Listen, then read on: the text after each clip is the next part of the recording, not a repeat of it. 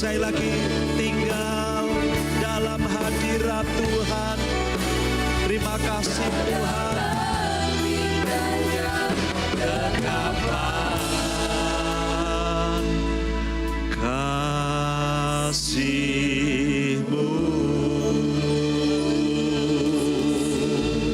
Terima kasih Tuhan. Kami bersyukur kepada Engkau karena kami dapat menikmati hadirat Tuhan. Kami diperhatikan Tuhan, mata menghadapinya. Mari kita melihat ayatnya di dalam Yeremia pasal yang ke-46 ayat 1 sampai ayat yang ke-8. Firman Tuhan tentang bangsa-bangsa. Firman Tuhan yang datang kepada Nabi Yeremia tentang bangsa-bangsa. Mengenai Mesir terhadap tentara Firaun Neko, Raja Mesir, yang berkemah di tepi sungai Efrat dekat Karkemis, dan yang dipukul kalah oleh Nebukadnezar, Raja Babil. Dalam tahun yang keempat pemerintahan Yoyakim bin Yosia, Raja Yehuda. Siapkanlah perisai besar dan perisai kecil, dan majulah untuk bertempur.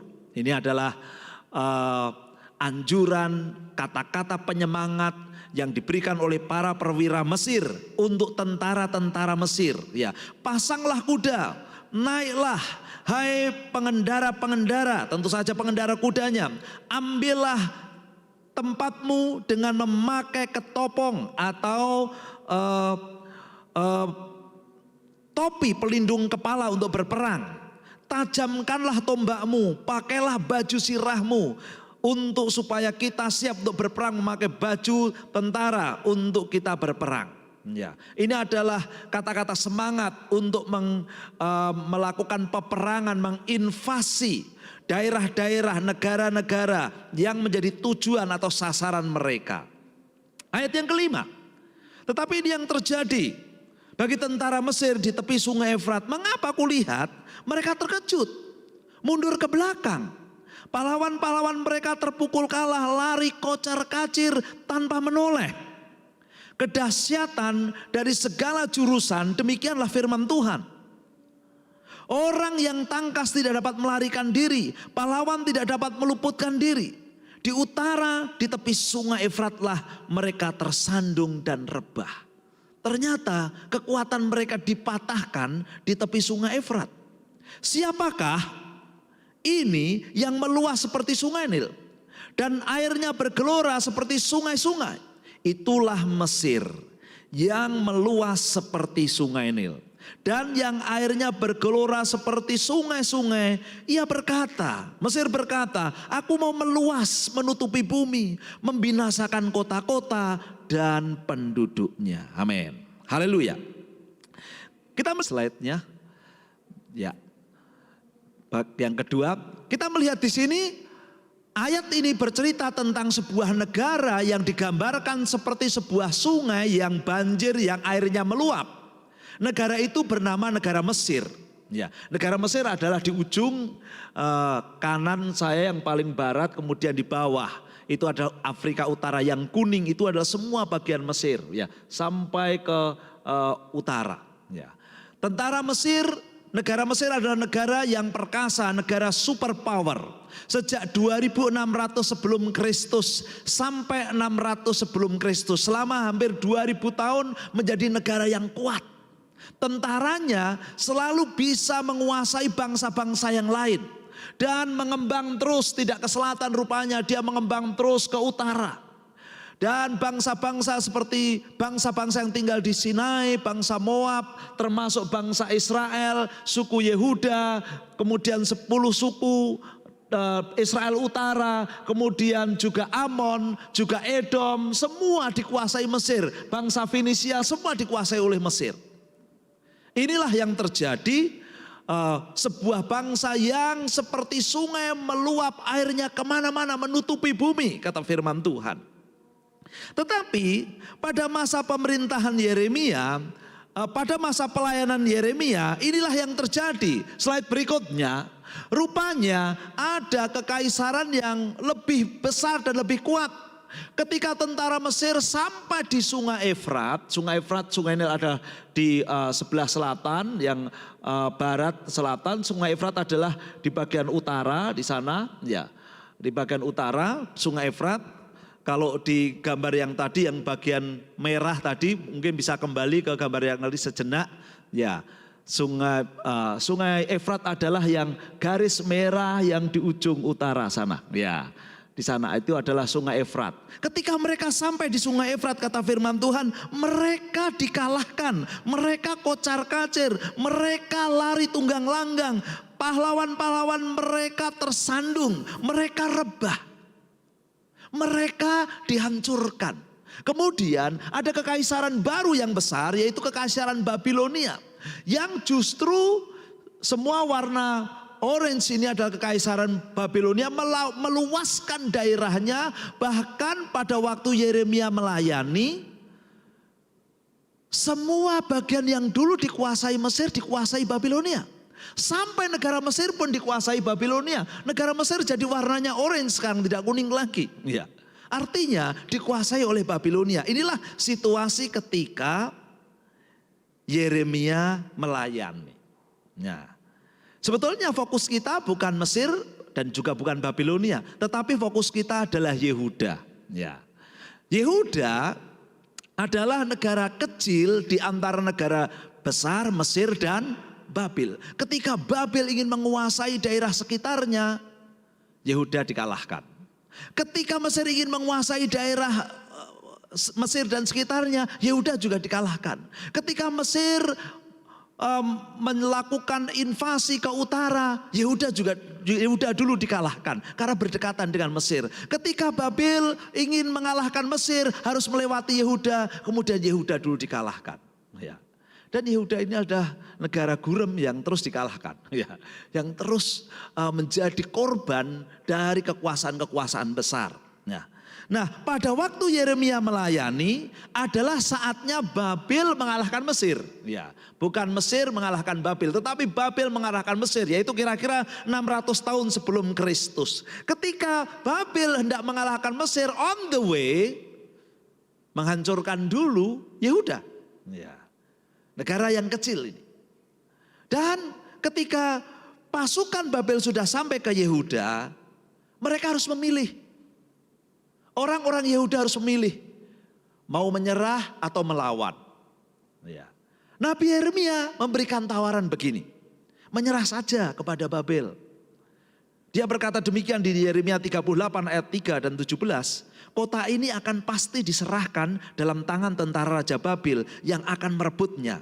Jika engkau keluar menyerahkan diri kepada para perwira Raja Babil, maka nyawamu akan terpelihara, kata Yeremia. Dan kota ini tidak akan dihanguskan dengan api, engkau dengan keluargamu akan hidup.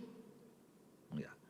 Di ayat yang ke-18, Yeremia menyarankan, tetapi jika engkau tidak menyerahkan diri kepada para perwira Raja Babil, maka kota ini akan diserahkan ke dalam tangan orang-orang Kasdim yang akan menghanguskannya dengan api.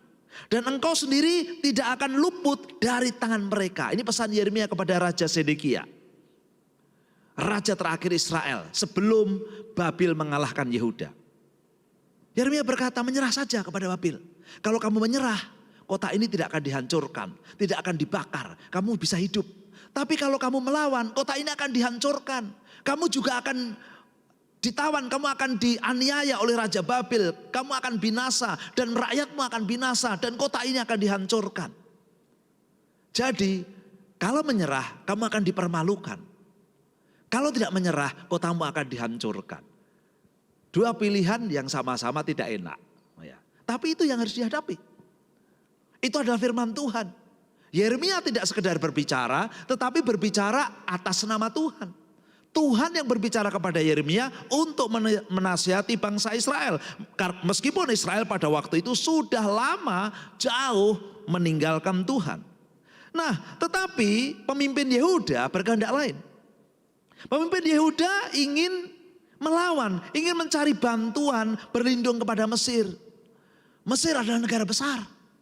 Negara yang ribuan tahun tidak pernah jadi negara kecil. Negara yang tidak pernah dapat dikalahkan oleh bangsa lain. Mesir adalah negara yang kuat. Kita selama ini berteman dengan Mesir, mari kita berlindung ke Mesir.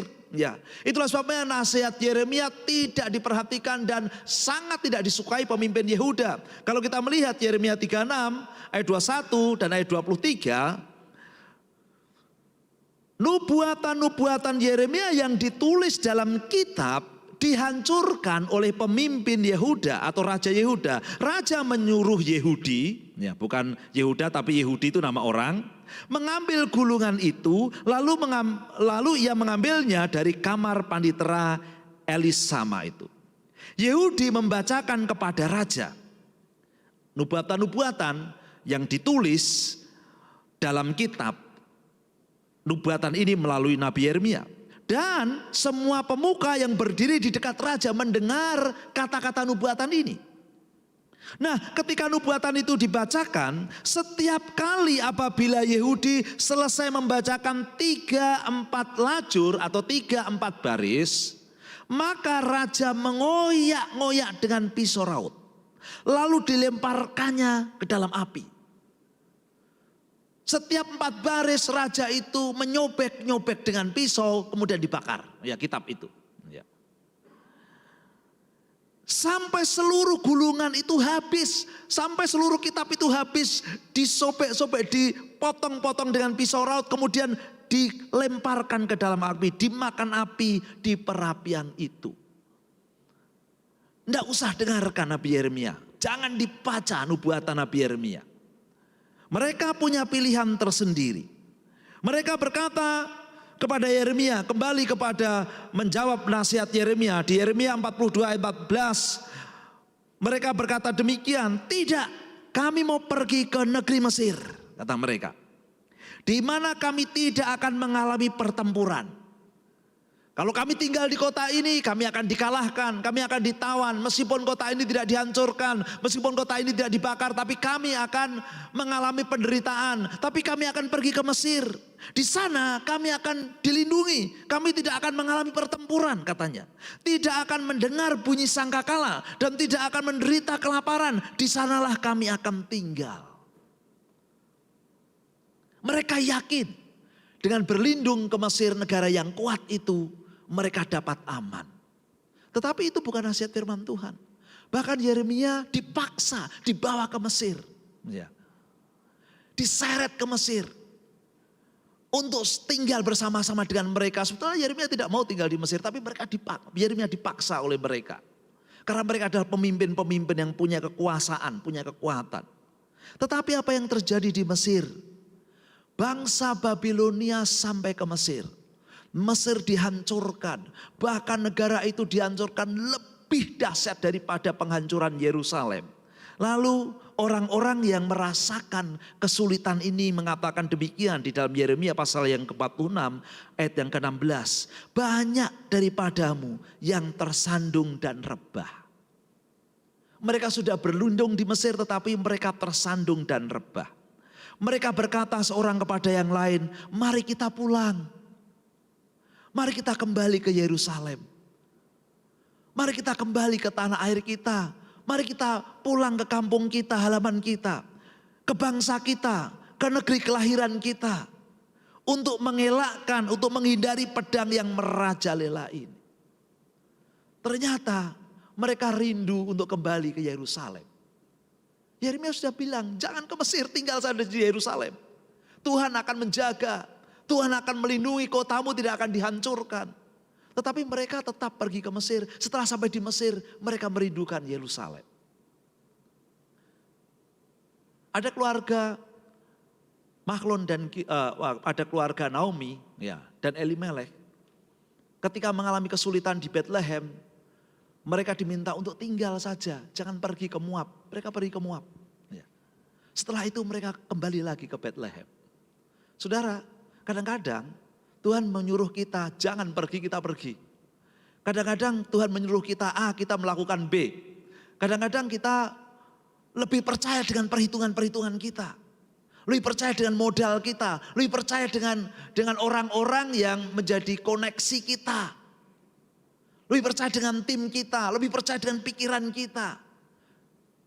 Tetapi saya ingin katakan kepada saudara, kalau firman Tuhan datang pada kita, Tuhan punya maksud. Walaupun kadang-kadang sulit untuk dipahami, tapi percaya dulu. Ya, supaya Tuhan menolong. Amin. Percaya dulu. Ya. Sebab tidak ada yang punya otoritas lebih tinggi dari firman Tuhan. Bangsa Yehuda tidak yakin dengan perkataan firman Allah. Sehingga sesuatu yang lebih buruk dari yang dibayangkan itu yang terjadi. Apa yang dimimpikan tidak terjadi. Nah, pengalaman perjanjian lama yang kita baca ini sekarang kita alami juga. Gereja tidak dapat menghindari dari situasi dunia yang sedang bergumul saat ini. Apakah pergumulan besar di dunia ini yang kita hadapi yang jelas antara pertumbuhan ekonomi, kemajuan sains dan teknologi, dan pandemi. Nah, ini kekuatan besar yang sedang bergumul. Kalau pandeminya menang terus, ekonominya akan bangkrut. Semua bangsa akan bangkrut kalau pandemi terus berkepanjangan. Sekarang negara-negara sudah terkontraksi ekonominya, ya kan? Ya. Bisnis sudah banyak mengalami yang gulung tikar saat ini. Terutama tour, penerbangan dan lain sebagainya hanya 10-15% yang bertahan. Dari yang biasanya aktif untuk melakukan bisnis. Ya. Kalau pandemi terus berkepanjangan, kalau pandeminya berakhir, lalu ekonomi yang akan berkembang. Ya. Jadi pilih mana? Pilih pandeminya berkepanjangan atau pilih ekonominya yang pulih lagi. Ya. Ada yang pilih ekonomi yang pulih dan lain sebagainya. Tapi rupanya pandemi itu ada segi positifnya loh. Ya. Dulu di Korea 20 tahun yang lalu ketika saya datang, gaji pekerja pabrik itu sekitar 7-8 juta kalau dirupiahkan. Ya. Sekarang hari ini 25 juta, lebih 3 kali lipat. Ya. 3 kali lipat lebih ya, hari ini. Jadi dulu gereja-gereja pada waktu 20 tahun yang lalu masih ada semangat misi yang luar biasa. Ya. Ada semangat menyembah Tuhan yang luar biasa. Mengandalkan Tuhan yang luar biasa. Tetapi lama-kelamaan menjadi semakin makmur. Orang-orang percaya semakin diberkati dan luar biasa. Gereja-gereja menjadi gereja super glamor. Menjadi super makmur, super elit. Karena apa? Karena yang ada yang datang boleh 20, jadi kelihatan masih penuh, ya kan? Saudara bersyukur di sini. Saudara bisa asal sistemnya, protokol kesehatannya dijaga, saudara bisa berkumpul. Ini adalah kebaikan Tuhan, kemurahan Tuhan buat kita. Amin, amin. Dan kita menikmatinya. Dan ada dampak positif ketika pandemi datang loh. Orang percaya mencari perlindungan lebih serius kepada Tuhan. Ya. Karena takut. Kalau suatu saat malapetaka datang dengan tiba-tiba, virus datang dengan tiba-tiba. Ya. Gerakan doa terjadi dengan cara yang baru. Kita sekarang dapat berdoa kapan saja, secara bergilir. Bahkan kita dapat berdoa dengan saudara-saudara kita, sesama hamba Tuhan, pelayan Tuhan dari berbagai kota di seluruh dunia. Tim doa kita, doa rantai, ada yang di Indonesia, ada yang di Ungaran, ada yang di Papua, ada yang di Belanda, ada yang di Korea dan lain sebagainya. Luar biasa ya. Dulu tidak pernah terjadi. Kalau kita mau doa ya kita ketemu di satu ruangan. Sekarang tidak. Dan kekuatan doa ini terjadi. Sistem doa ini terjadi oleh karena pandemi ini. Pemberitaan Injil tidak terbendung. Sekarang ini pemberitaan Injil terus ada di mana-mana melalui Facebook, Instagram, YouTube dan lain sebagainya. Orang dapat melihat, orang dapat mendengar firman Tuhan kapan saja dengan mudah. Ini adalah berkat juga pandemi, ya, yang luar biasa untuk kerajaan Allah. Alam mengalami self healing dari eksploitasi manusia. Minggu lalu saya sudah katakan bahwa alam ini sudah dieksploitasi manusia dengan begitu dahsyat selama bertahun-tahun. Sehingga mengalami kerusakan. Dengan adanya pandemi ini, alam menyembuhkan dirinya sendiri.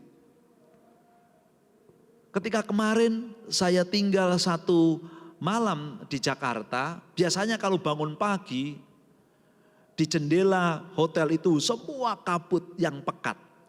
Bukan karena kabut yang biasa seperti kabut di pegunungan, bukan. Dulu di Ungaran di sini setiap pagi masih ada kabut, sekarang jarang ya kita tambah kabut. Ya. Tetapi karena ada pandemi, ya. Orang tidak keluar, ya. Orang tidak naik mobil lagi, orang naik sepeda. Ya. Bagus, ya. Alam menyembuhkan dirinya sendiri. Ya. Penerbangan yang jutaan penerbangan setiap hari yang luar biasa ramainya itu tiba-tiba berhenti. Lapisan ozon yang sudah mulai menganga semakin lebar akhirnya mulai menutup kembali. Ya. Alam menyembuhkan dirinya sendiri. Sehingga manusia nanti akan hidup lagi dengan kesehatan yang baru, dengan kekuatan yang baru. Ini ada positifnya juga. Ya. Tetapi ada negatifnya. Dunia terancam kematian dan kecemasan yang berkepanjangan. Ya. Dunia ini terancam kematian. Orang takut tiba-tiba mati. Dan berita kematian terus bertambah-tambah setiap hari. Orang cemas. Tidak bisa bertemu satu dengan yang lain. Tidak bisa berkunjung dari negara satu ke negara yang lain. Orang yang biasa melakukan pekerjaan, melakukan mobilitas yang tinggi harus berhenti di dalam rumah. Sekarang penerbangan-penerbangan yang paling laris adalah penerbangan fly nowhere. Ya. Pergi ke tempat yang tidak ada tujuannya. Ya. Ini banyak dibeli. Karena stresnya orang tinggal di rumah. Supaya dia bisa terbang. Dia pergi ke bandara. Dia check in. Dia masuk ke pesawat. Kemudian terbang. Dari bandara Sydney, kemudian putar-putar 3 jam atau 4 jam mendarat lagi di Sydney. Karena tidak bisa mendarat di tempat yang lain. Ya. Dan ini banyak orang beli. Ya. Karena stres, tekanan. Ya. Gereja tidak dapat beribadah leluasa seperti biasanya. Ya. Saudara tidak bisa beribadah seperti biasanya, duduk berdekatan, lalu doa bersama-sama bergandengan tangan, tidak boleh. Ya. Tidak bisa lagi. Kita bersyukur kita tetap merasakan hadirat Tuhan walaupun tidak biasa. Tetapi ini kita hadapi. Kehidupan komunal terancam, social distancing harus kita lakukan. Perekonomian mengalami kontraksi besar. Kejahatan semakin mudah terjadi. Karena perekonomian semakin melemah di segala bangsa, maka kejahatan semakin mungkin terjadi. Di negara-negara yang dulu ekonominya maju, baik, nyaman. Di Korea tidak ada orang dicopet di jalan. Ya. Tidak ada orang dirampas hartanya di jalan, tidak ada. Dan tidak ada kejahatan-kejahatan di jalan yang mengancam kita.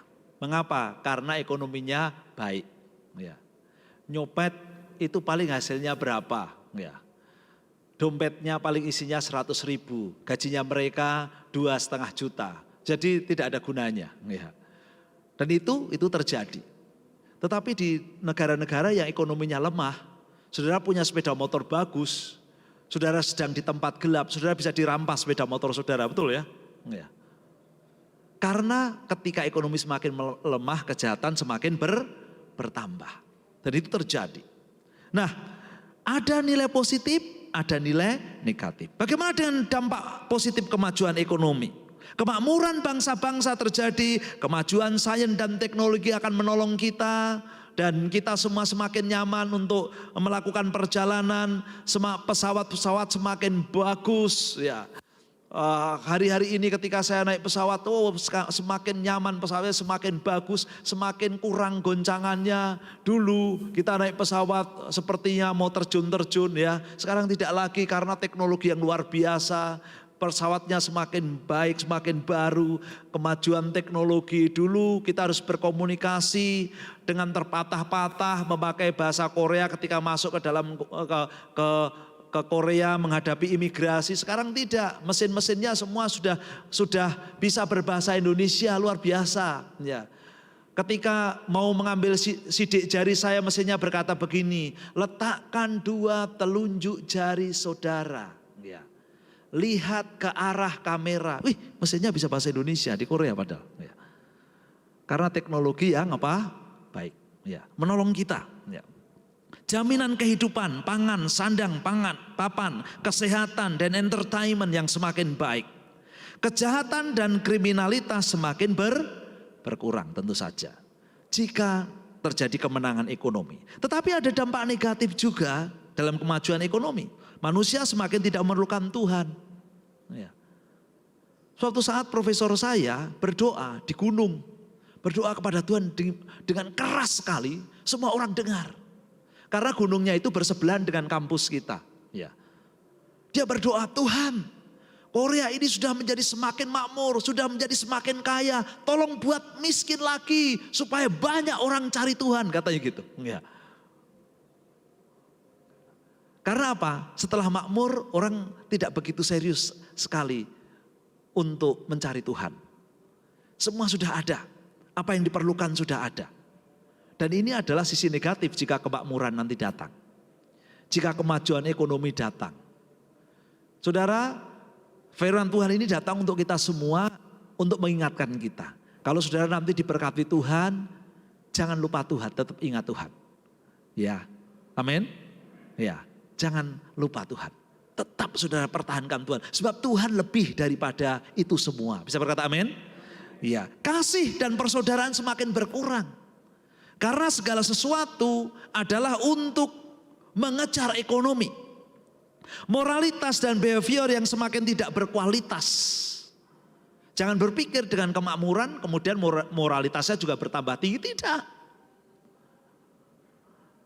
Stres dan tekanan hidup karena persaingan yang intens demi aktualisasi diri. Jika kemakmuran terjadi, orang-orang tidak lagi berjuang untuk cari makan, tetapi berjuang untuk aktualisasi diri. Dan ini adalah kejahatan yang luar biasa. Kenapa seseorang yang gajinya 10 juta, 20 juta, istrinya membawa tas yang harganya 2 miliar. Ya. Karena ingin aktualisasi apa?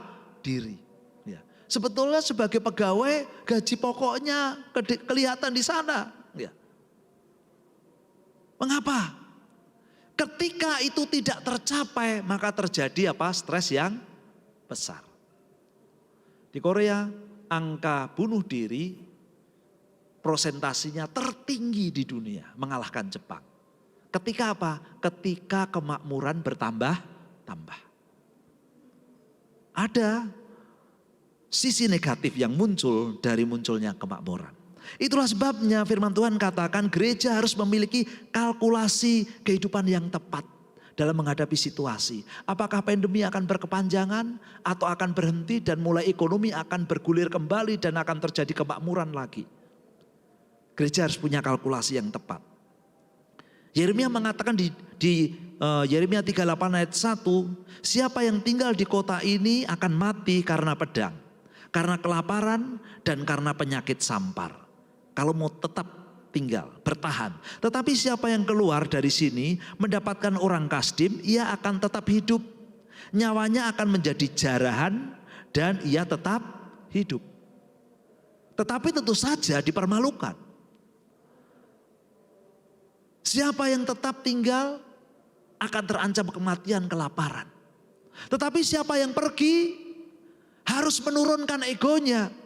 Harus rela dipermalukan di hadapan musuh walaupun nyawanya hidup.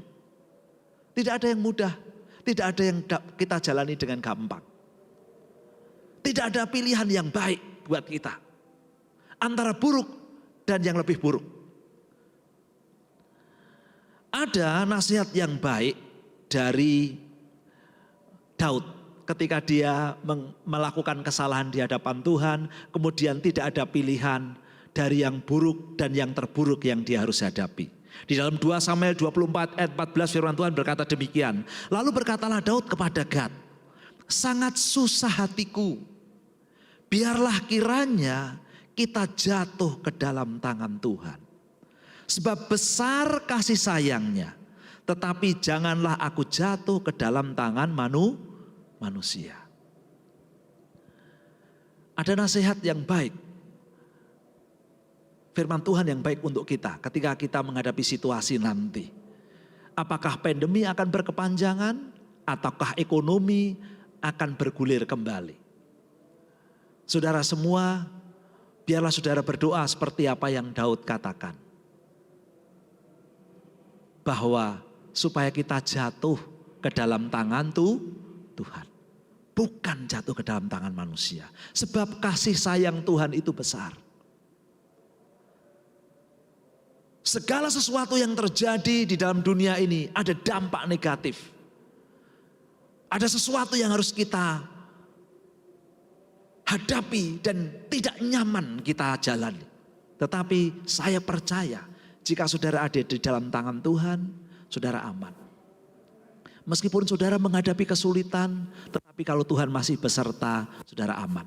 Meskipun saudara menghadapi bahaya, saudara menghadapi kekurangan saat ini, pendapatan saudara menurun drastis saat ini, persoalan-persoalan saudara hadapi, mungkin saudara bergumul dan saudara belum mendapatkan pekerjaan saat ini. Kalau dulu saudara dengan mudah mendapatkan pekerjaan, tetapi sekarang sudah tidak mendapatkan pekerjaan dengan mudah, itu terjadi. Tetapi kalau masih bersama dengan Tuhan, saudara aman.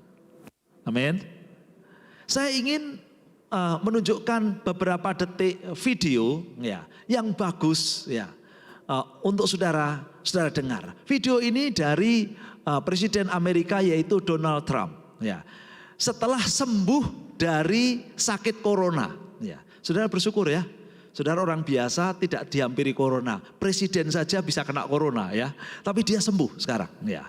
Kita lihat ini videonya, pernyataannya. Ini mungkin ada yang sudah lihat tetapi saya ingin saudara melihat. President Trump talked about his recovery from the coronavirus on the campaign trail in Greenville, North Carolina Thursday, saying while people can take all the necessary precautions, we need help from God as well. No masks, everything, you can do all you want, but you know, you still need help from the boss. We need help from the boss. That's what happened. We need help. Somebody said to me the other day, you're the most famous person in the world by far. I said, no, I'm not. No, I'm not. They said, yes, you are. I said, no. They said, who's more famous? I said, Jesus Christ. Tapi dia berkata begini ya. Seorang presiden masih mengandalkan Tuhan. Kita yang biasa, orang biasa, saya percaya. Kalau kita mengandalkan Tuhan, juga kita mendapatkan pertolongan. Dunia ini tidak akan peduli dengan situasi kita, keadaan kita. Apapun yang terjadi ada dampak negatif dan positif. Tetapi kalau masih bersama Tuhan, itu aman. Amin. Amin. Itulah sebabnya ada nasihat Tuhan 3 yang saya sampaikan. Pertama, jangan berhenti berdoa meskipun engkau tidak tahu apa yang akan terjadi. Ya, di situasi kita ini. Berdoalah. Meskipun engkau tidak tahu apa yang akan terjadi. Saya akan bersaksi suatu saat saya mendapatkan SMS jam 8:30 malam waktu Korea. WA, tapi saya tidak membukanya karena saya sedang mengajar. Kemudian setelah mengajar saya melanjutkan doa malam dan saya membuka WA itu kira-kira 11:30 malam. Padahal WA itu jam 7.35, jam 7:30 malam. Jadi saya kaget, aduh, karena SMS-nya itu berbicara gini, Pak Yohanes tolong saya, kapal saya sekarang sedang digulung ombak dan saya dalam bahaya. Ya. Kemudian saya 11:30 itu saya WA lagi, tidak membalas. Pasti saya deg-degan lah, ya kan. Malam-malam begitu waktu itu ombak sedang dalam ganas di lautan Pasifik. Ya. saya merasa sangat berdosa sekali. Karena apa? Membiarkan SOS selama berjam-jam tanpa saya buka. Saya merasa bersalah.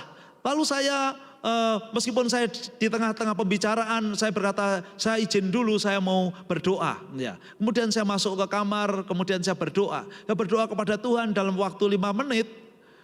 Lalu saya karena perasaan bersalah yang luar biasa, saya tidak berdoa, tidak bisa berdoa lagi. Mau doakan apa? Tuhan tolong dan lain sebagainya. Berhenti kata-katanya. Tapi di dalam hati saya, Roh Kudus seperti berkata, jangan berhenti berdoa. Ya. Jangan berhenti berdoa. Terus saya terus berdoa kepada Tuhan. Karena tidak ada kata-kata, lalu Roh Kudus yang memberikan ungkapan sehingga saya berdoa dalam bahasa roh. Saya ingat malam itu. Ya. Dan saya berdoa. Sampai saya merasakan sesuatu yang jawaban Tuhan terjadi. Saya tidak tahu berapa lama. Ya, saya berhenti. Dan saya melihat tidak ada jawaban dan saya berserah kepada Tuhan. Tetapi saya sudah merasa lega karena sudah berdoa. Pagi-pagi saya melihat WA lagi. Dia berkata, terima kasih doanya Pak Yohanes. Saya sudah menemukan sebuah pulau kecil di antara Taiwan dan Cina. Ya, saya selamat. Saya berkata, puji Tuhan.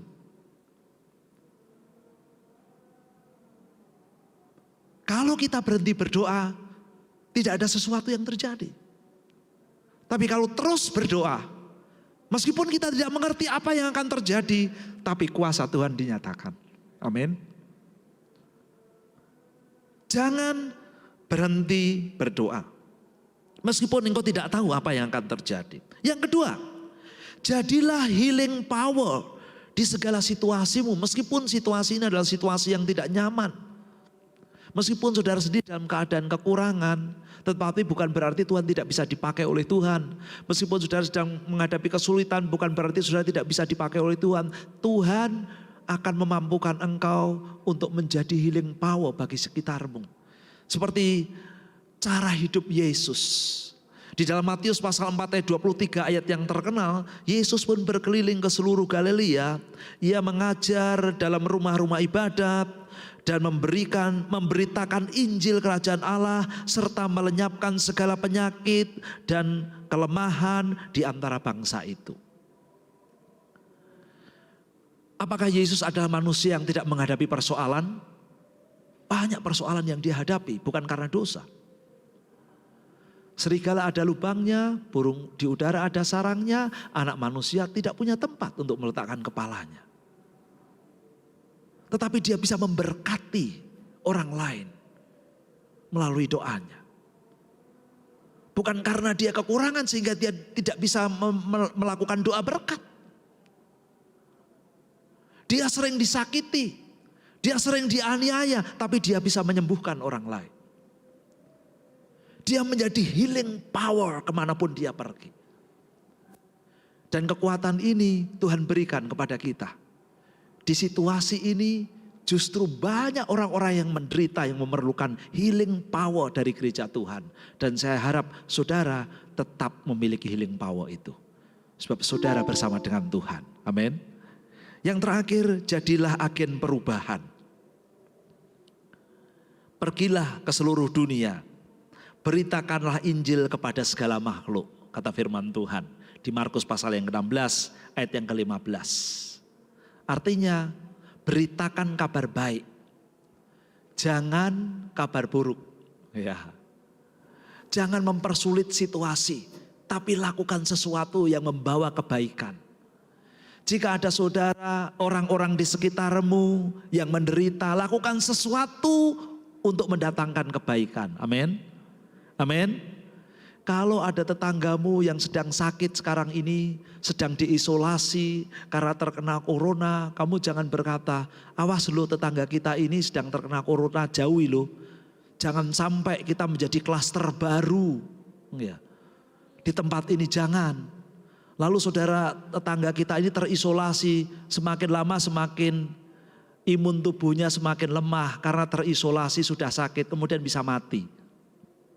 Tapi good news adalah kalau saudara datang ke tetangga itu, saudara pakai masker, saudara cuci tangan yang baik dengan sanitizer, saudara berkata, Pak, Tidak bisa belanja ya, aku yang belanjain ya. Ya, ini aku taruh barangnya beras, ini aku taruh sembakonya di depan pintu, nanti ambil ya, dan lain sebagainya. Dan tetangga-tetangga lain mungkin menolong seperti itu, lalu dia akan semangat. Wah, walaupun aku sakit, tetangga-tetanggaku terutama orang Kristen itu datang menghibur aku, menyemangati aku harus hidup dan dia akan sembuh. Jadilah pemberita Injil atau kabar baik. Amin. Itu pembeda. Sebab tanda-tanda ini akan menyertai orang yang percaya. Tuhan akan sertai engkau dengan tanda-tanda yang datang dari Tuhan. Bisa berkata amin? Haleluya. Mari kita datang pada Tuhan. Mari kita menyembah Tuhan. Saya ingin menyanyikan pujian, hanya ku bisa lari kepada Yesus. Hanya ku bisa lari kepadanya. Di bawah kakinya Yesus ku sempurna. Ku sentosa. Haleluya. Kita bangkit berdiri. Kita menyanyikan. Dunia terus bergejolak. Ada kekuatan-kekuatan besar yang saling berperang. Dan gereja menerima akibatnya. Kalau sekarang mungkin saudara mengalami penurunan pendapatan. Saudara mungkin di PHK. Ada beberapa saudara-saudara anak-anak Tuhan yang setia di PHK dari pekerjaannya yang baik. Dan sekarang sedang bergumul mencari pekerjaan. Ada kalau saudara sekarang ini menghadapi situasi yang sulit dan lain sebagainya. Saudara, ini adalah bagian dari apa yang terjadi di dunia ini. Meskipun kita warga kerajaan Allah, tetapi kita hidup di dalam dunia ini dan kita harus menghadapinya. Tetapi firman Tuhan pada malam hari ini berkata, jangan berhenti berdoa. Meskipun engkau tidak tahu apa yang engkau harus lakukan. Meskipun engkau harus terduduk dan tidak mengerti, engkau sudah melakukan banyak cara dan mulai gagal. Dan tidak ada jalan keluar, tapi jangan berhenti berdoa. Sebab kuasa Tuhan bekerja untuk engkau. Ketika engkau menghadapi kesulitan tetapi masih bersama Yesus, saudara akan bisa menghadapinya. Ketika engkau menghadapi kekurangan masih bersama dengan Yesus, Tuhan akan memberikan ucapan syukur di dalam mulutmu dan hatimu. Ketika saudara menghadapi sakit penyakit masih bersama dengan Yesus, kami percaya ada sesuatu yang akan terjadi. Jangan berhenti berdoa. Dan izinkan Roh Kudus terus memakai hidupmu menjadi healing power bagi orang-orang di sekitarmu. Engkau sulit tetapi engkau menolong orang lain yang sulit. Engkau dimampukan. Engkau sakit tetapi tanganmu, mulutmu berdoa buat orang yang lain dan orang itu disembuhkan. Itu bisa terjadi. Dan kami percaya Tuhan akan memakai hidupmu saat-saat ini. Justru engkau akan menjadi pembeda. Sebab Tuhan akan memberi tanda-tanda kepada orang yang percaya. Yang menjadikan dunia ini diberkati melalui gereja. Tuhan, terima kasih Tuhan. Itulah sebabnya aku lari kepada Tuhan. Aku percaya Tuhan. Dan aku terus berdoa, aku berseru kepada Tuhan. Jadikan gerejamu kekuatan ya Tuhan. Yang tidak dikalahkan oleh dunia ini. Tetapi memberkati dunia ini. Mari kita menyanyikan pujian ini saya lagi di hadapan Tuhan. Dengan segenap hati kita. Sampai kuasa Tuhan yang luar biasa. Yang dijanjikan itu ada pada kita. Hanya ku bisa lari kepada Yesus. Hanya ku bisa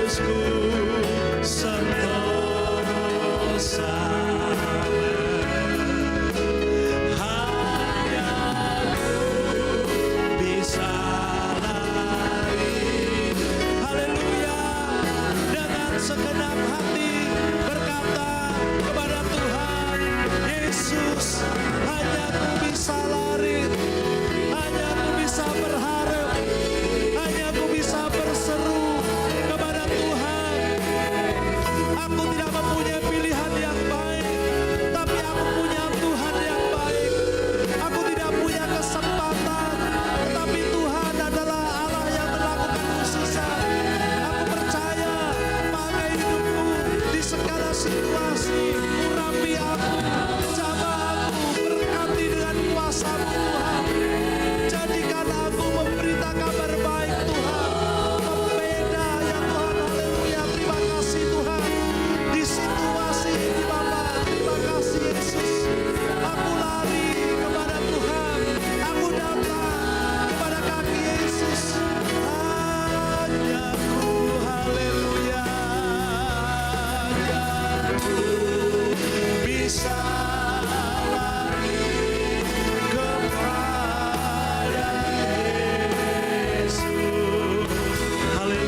Terima kasih Yesus.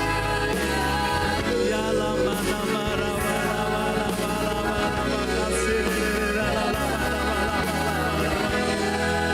Inilah gereja-Mu Tuhan, haleluya. Kami datang, kami lari ya Tuhan di bawah kaki. Inilah gereja-Mu Tuhan, jamah kembali. Beri kemurahan, beri kuasa-Mu.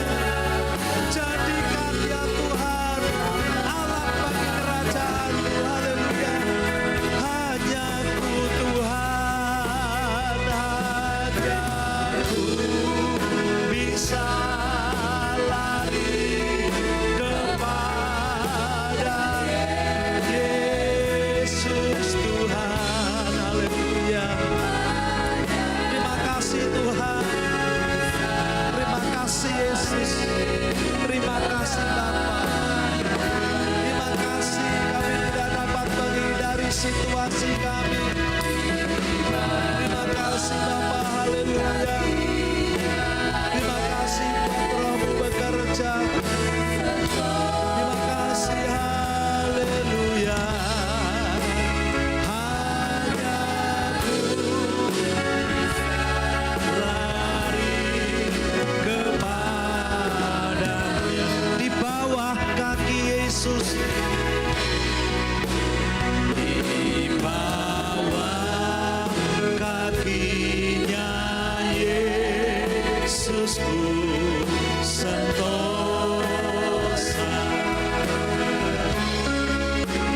Hanya Ku bisa lari kepada-Nya.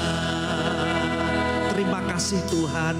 Kami percaya akan jaminan firman Tuhan. Kami percaya akan kuasa Tuhan.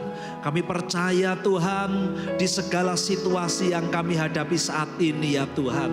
Tidak ada pilihan yang baik bagi kami, tetapi kami masih bersama dengan Tuhan. Terima kasih Tuhan akan jaminan firman-Mu. Kami yakin Tuhan, Tuhan bertindak. Sebab gereja-Mu adalah milik Tuhan. Terima kasih Bapa.